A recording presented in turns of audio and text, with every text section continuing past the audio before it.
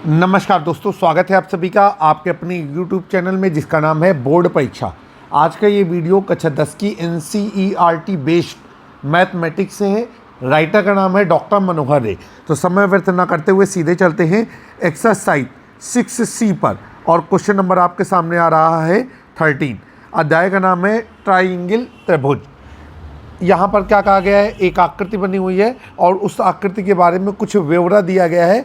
साथ ही आपको 3-4 पॉइंट सिद्ध करने हैं। आइए सबसे पहले फिगर बना करके फिर हम चर्चा करेंगे कि क्या क्या दिया गया है।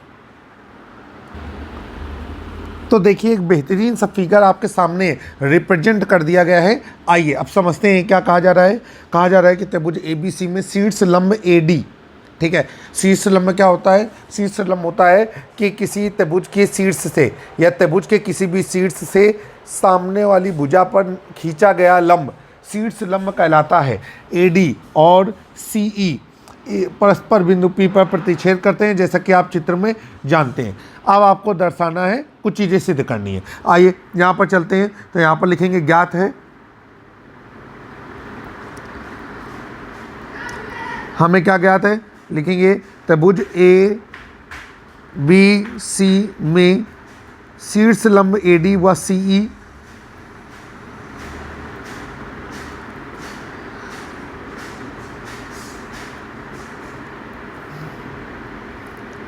एक दूसरे को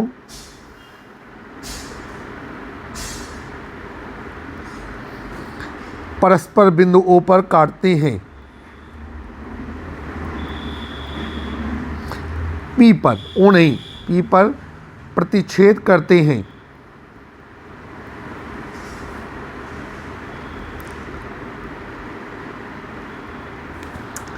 आगे चलेंगे। अभी हमें क्या करना है, सिद्ध करना है। तो यहाँ पर हमने लिखा सिद्ध करना है।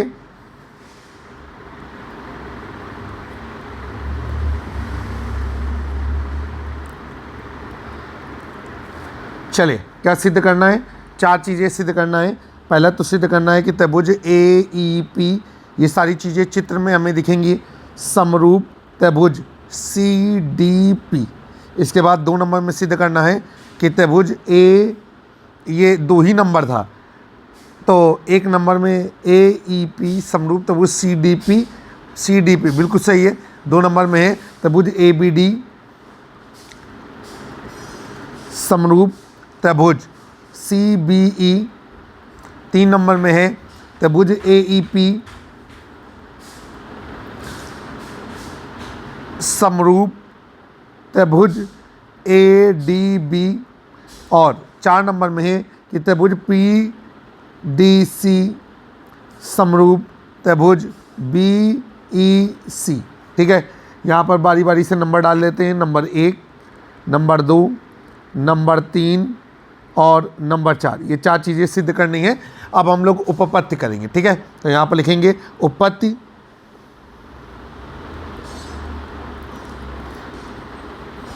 उपपत्ति में देखते हैं क्या करना है हमें।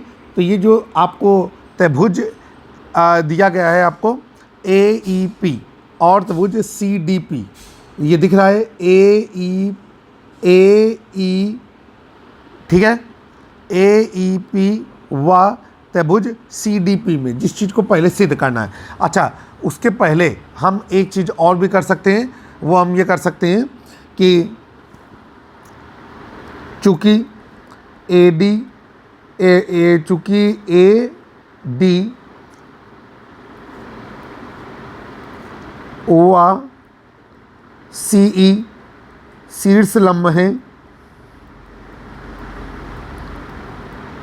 और अब आपको मालूम है कि जो लंब होता है वो दी गई भुजा के साथ 90 डिग्री का कोण बनाता है। तो ये हो जाएगा आपका कोण E बराबर कोण D बराबर कितना हो गया आपका 90 डिग्री। आइए जो चीज़ें सिद्ध करनी है उसको हम लेते हैं। तो लिखेंगे त्रिभुज AEP हुआ त्रिभुज CDP में। अब देखिए क्या है, AEP कहाँ पर है चित्र में, देखिए AEP और CDP कहाँ पर है ये आपको नज़र आ रहा है। सबसे पहले तो आपको पता चलेगा कि कोण E, ठीक है, बराबर कोण D, ये कैसा 90 डिग्री, ठीक है। इसके अलावा कोण ई पी ए, चित्र में देखिएगा ई पी ए बराबर कोण क्या हो गया आपका डी पी सी, ये हमारे शीर्षाभिमुख कोण है। और आपको पता है कि त्रिभुज के दो कोण बराबर हैं तो तीसरा कोण स्वतः बराबर होगा। और ये त्रिभुज कैसे होंगे, समरूप होंगे। तो यहाँ पर जो है जो चीज़ आपको सिद्ध करनी है, तो यहाँ पर एक नंबर हमने लिया त्रिभुज ए ई पी व त्रिभुज सी डी पी में। अब चित्र आपने बना ही दिया है, हमने भी चित्र अपने बगल में रखा हुआ है, किताब में भी छपा हुआ है। चलिए लेकर के चलते हैं। तो ये हो जाएगा कोण ए ई पी बराबर कोण सी डी पी बराबर 90 डिग्री। और ये सब कैसे हुआ, ये हमें ज्ञात है। क्यों ज्ञात है, क्योंकि हमको मालूम है कि लंब है। इसके बाद आगे चलेंगे, कोण ई पी ए बराबर कोण डी पी सी। और ये क्यों ऐसा है, क्योंकि ये शीर्षाभिमुख कोण है, शीर्षाभिमुख कोण। आगे चलेंगे, अब यह है इसलिए त्रिभुज ए ई पी समरूप त्रिभुज सी डी पी। और अगर समरूपता की कंडीशन बतानी है तो चाहे हम लिखें कोण कोण समरूपता या फिर लिखें कोण कोण कोण समरूपता। तो यहाँ पर हम लोगों ने लिखा कोण कोण समरूपता।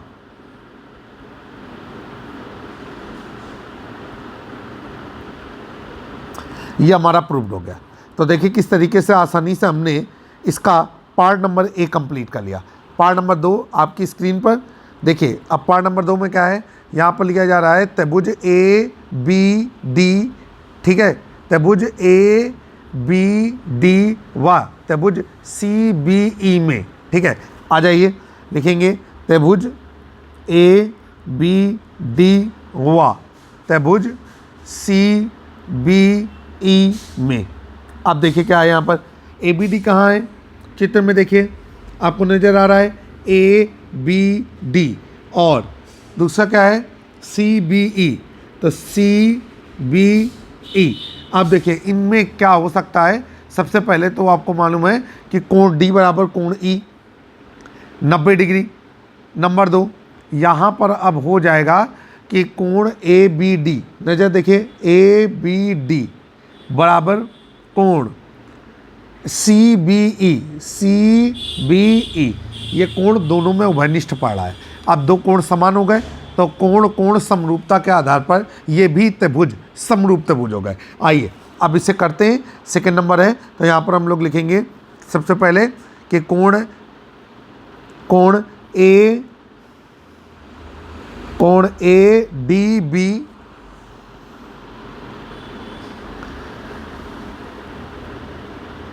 बराबर कोण सी ई बी बराबर 90 डिग्री, ठीक है। और उसका कारण क्या है, आप अगर अलग अलग तरीके से लिखना चाहें तो ये ऐसे भी लिख सकते हैं। पहले तो आप लिख सकते हैं ज्ञात है, इसके अलावा आप लिख सकते हैं कि ए डी लंब, ठीक है, बी सी व आप लिख सकते हैं कि सी ई लंब ए बी, ठीक है।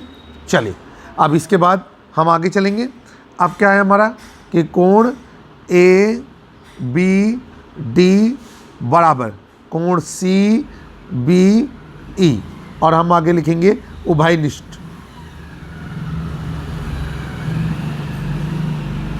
अब नीचे लिखेंगे इसलिए त्रिभुज ए बी डी समरूप त्रिभुज सी बी ई, और समरूपता की जो दशा है वो है हमारी कोण कोण समरूपता।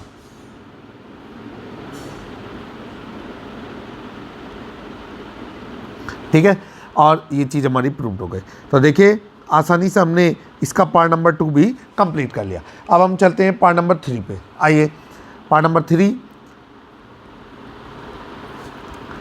3 में क्या कहा जा रहा है, कहा जा रहा है कि त्रिभुज ए ई पी समरूप त्रिभुज ए डी बी। तो यहाँ पर लिखेंगे त्रिभुज ए ई पी व त्रिभुज ए डी बी में। ये त्रिभुज कहाँ पर है, चित्र में देखेंगे ए ई पी व त्रिभुज ए डी बी में सबसे पहले कोण ई बराबर कोण डी, ये 90 डिग्री हो जाएगा। इसके अलावा जो कोण ए बराबर कोण ए, दोनों में उभयनिष्ठ रहेगा। इस आधार पर कोण कोण समरूपता प्रमेय का इस्तेमाल करते हुए ये दोनों त्रिभुज समरूप हो जाएंगे। आ जाइए सवाल को हल करते हैं। ये हो जाएगा आपका जाकर के कि कोण ए ई पी बराबर कोण ए और डी बी बराबर 90 डिग्री, और यहाँ पर हम कारण लिख सकते हैं ज्ञात है, या वो भी कारण बता सकते हैं जैसा कि हमने पिछले सवाल में बताया था। इसके अलावा कोण ई ए पी बराबर कोण डी ए बी, और इसके आगे लिखेंगे उभयनिष्ठ है।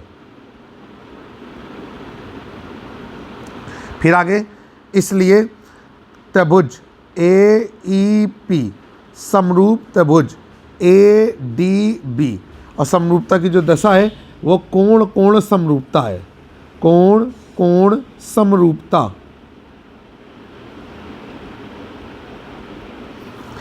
और ये हमारा हो गया आपका प्रूव्ड। क्वेश्चन नंबर 4 आ जाइए हमारे साथ। क्वेश्चन नंबर 4 पर क्या कहा जा रहा है कि त्रिभुज पी डी सी समरूप त्रिभुज बी ई सी, त्रिभुज पी डी सी व त्रिभुज बी ई सी में। आइए एक बार चित्र देखते हैं। त्रिभुज पी डी सी कहाँ पर है और त्रिभुज बी ई सी कहाँ पर है। तो पी डी सी और बी ई सी, तो देखिए भाई सबसे पहले वही मामला कि डी और ई 90 डिग्री के हैं। इसके अलावा कोण सी दोनों में क्या है, उभयनिष्ठ है। बस यहीं से काम हो जाएगा। कोण कोण समरूपता के आधार पर ये भी चीज़ सिद्ध हो जाएगी। तो यहाँ पर लिखेंगे क्या कि कोण पी डी सी बराबर कोण बी ई सी बराबर 90 डिग्री, और इसका जो मामला है वो ये है कि ज्ञात है। इसके बाद आगे चलते हैं।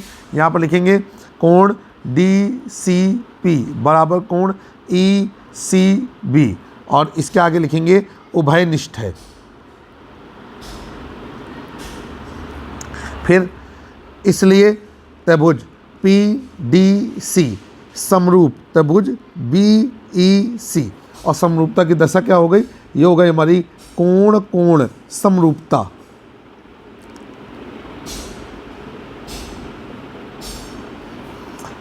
और फाइनली ये चीज़ हमारी जो है वो प्रूव्ड हो गई। तो आसानी से आपने देखा कि हमने इस पूरे सवाल को बहुत ही आसानी से हैंडल करके समाप्त कर लिया। ये था क्वेश्चन नंबर 13 आपके सामने आपकी स्क्रीन पर। अब हम लोग चलते हैं क्वेश्चन नंबर 14 पे। क्वेश्चन नंबर 14 को समझने का प्रयास करेंगे। वहाँ पर एक चित्र बना हुआ है, सबसे पहले हम चित्र को बनाएंगे ताकि सवाल को हम अच्छी तरीके से समझ सकें। दोस्तों जब भी आप इस वीडियो को देखें तो डिस्क्रिप्शन, या आप हमारे किसी भी वीडियो को देखें तो डिस्क्रिप्शन बॉक्स को अवश्य चेक करें।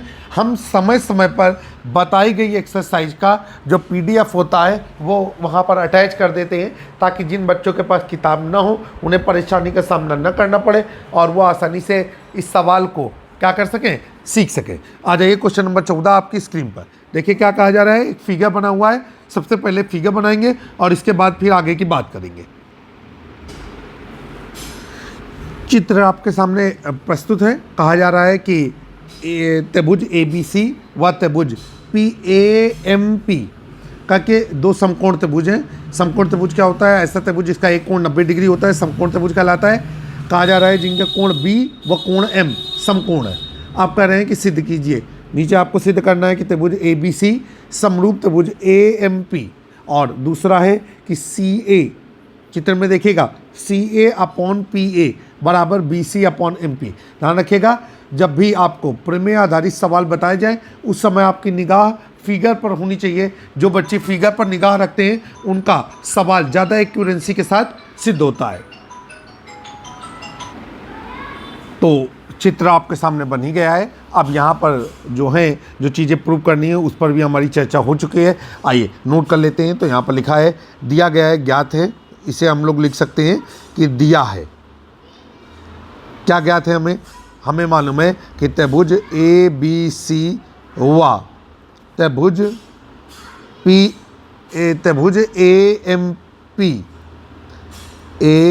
एम पी समकोण त्रिभुज हैं।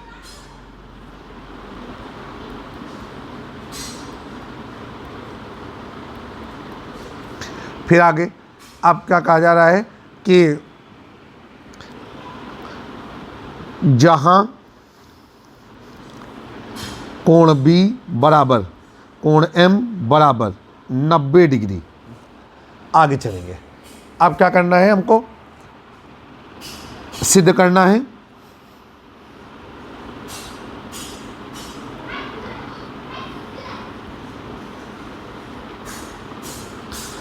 नंबर 1 और नंबर 2। नंबर 1 में हमें सिद्ध करना है कि त्रिभुज ABC समरूप त्रिभुज AMP, और नंबर 2 में हमें सिद्ध करना है CA अपॉन PA बराबर BC अपॉन MP। आ जाइए, यहाँ पर हम लोग लिखेंगे उत्पत्ति।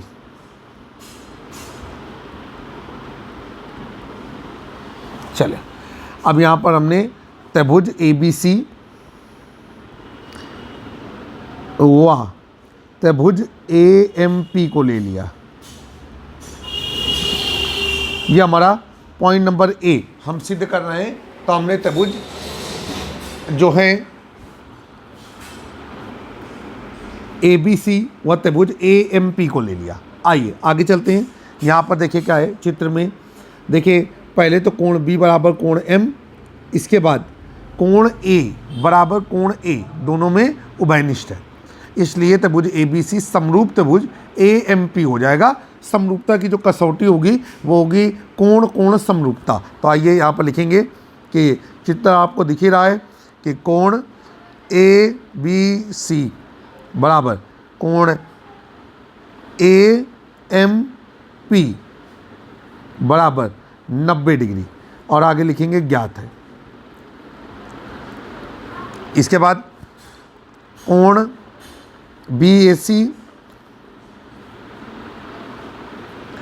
बराबर कोण MAP, और यहाँ पर हमने लिखा उभयनिष्ठ। फिर आगे चलेंगे, इसलिए त्रिभुज ABC समरूप त्रिभुज AMP, और समरूपता की जो दशा है वो है हमारी कौन सी, ये दशा है हमारी कोण कोण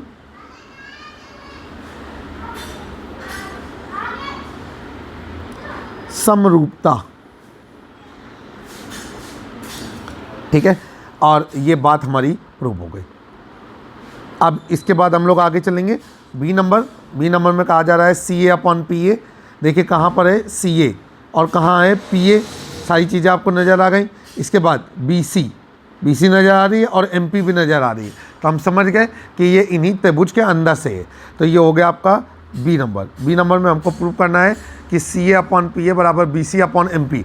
तो यहाँ पर हम लोग लिखेंगे चूँकि त्रिभुज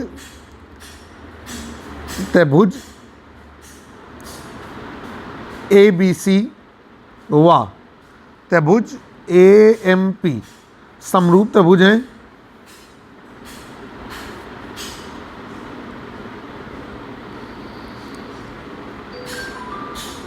त्रिभुज ABC व त्रिभुज AMP समरूप त्रिभुज हैं। इसलिए आपको पता है जो त्रिभुज समरूप होते हैं उनकी संगत भुजाओं का अनुपात आपस में बराबर होता है। तो ये वही रिक्वायर्ड संगत भुजाएं लेंगे, CA अपॉन PA बराबर BC अपॉन MP, और यहाँ पर हम लोगों ने लिख दिया प्रूफ। तो उम्मीद है कि ये भी आपको भली बात इस समझ में आया होगा कि आखिर हमने इसको कैसे कंप्लीट किया है। अभी सवाल नंबर 15 आपकी स्क्रीन पर, सवाल नंबर 15 को सॉल्व करेंगे। क्या कहा जा रहा है, आपसे कह रहा है कि एक आकृति दी गई है और उस आकृति में कुछ डाटा दिया गया है और आपको कुछ चीज़ें सिद्ध करनी है। सबसे पहले हम आकृति बनाएंगे ताकि हम आसानी से आपको सारे सवाल को सिखा सकें। आ जाइए हमारे साथ आकृति के लिए।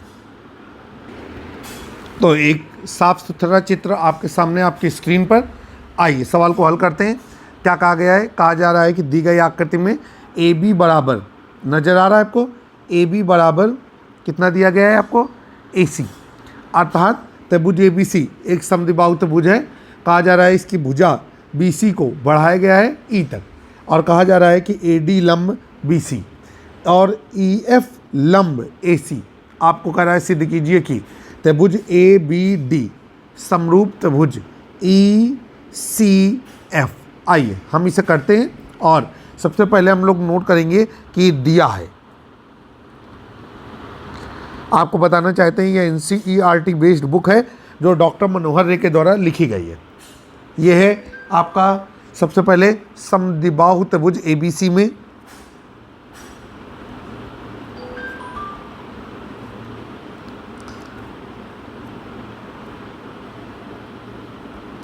समद्विबाहु त्रिभुज ABC में, अब ये क्या हो जाएगा आपका AB बराबर AC, ठीक। इसके बाद हम यहाँ पर लिखेंगे AD लंब BC व EF लंब AC, इतना हो गया।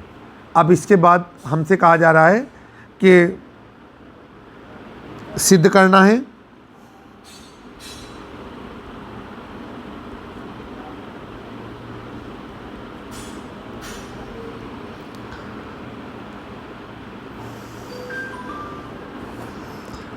त्रिभुज ABD समरूप त्रिभुज ECF, ठीक। अब नीचे हम लोग लिखेंगे उत्पत्ति।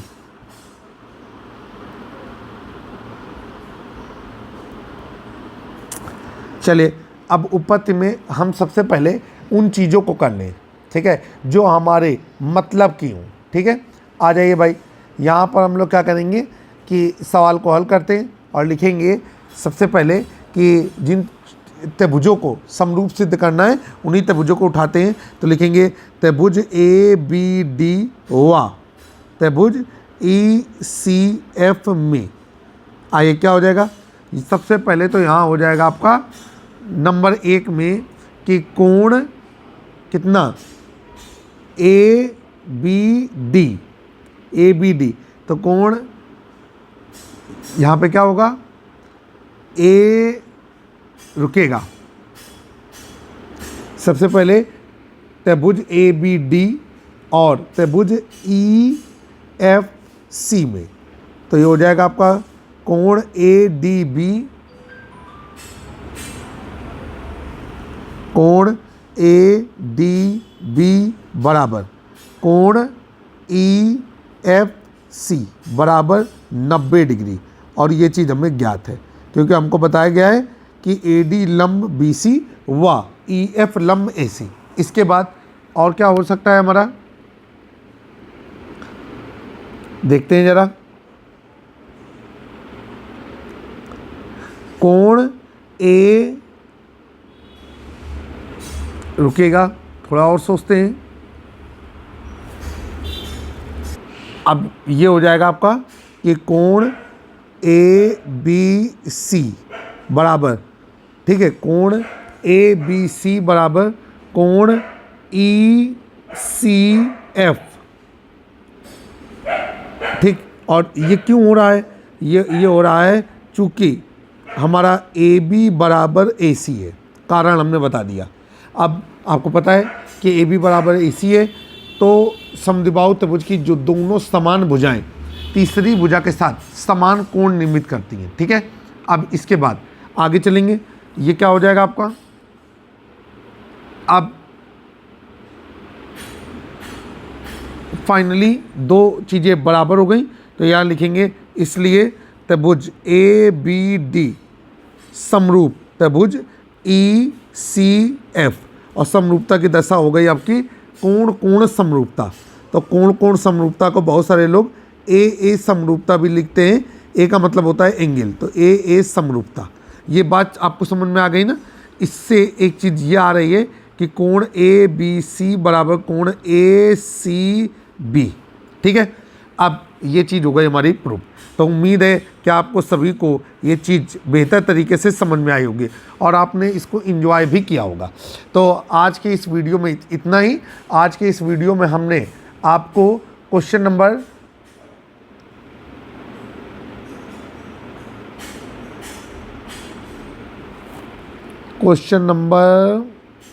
रुके गए 13 से लेकर के और क्वेश्चन नंबर 15 तक के प्रश्नों को हल कराया। उम्मीद है कि हमारा ये प्रयास आपको पसंद आया होगा। अगर आपको हमारा वीडियो पसंद आ रहा है तो अपने स्कूल के ग्रुपों में इसे साझा करें, अपने दोस्तों को बताएं और बेल आइकॉन दबाना ना भूलें। कहीं कोई कमी है या हमारे द्वारा कहीं कुछ गलत पढ़ा दिया गया है जो कि यथासंभव उचित नहीं है कि हम आपको या हमारी टीम आपको कुछ गलत बता दे, अगर फिर भी ऐसा हो गया है तो कमेंट में ज़रूर मेंशन करें। जल्द ही एक नए वीडियो में फिर से मुखातिब होंगे।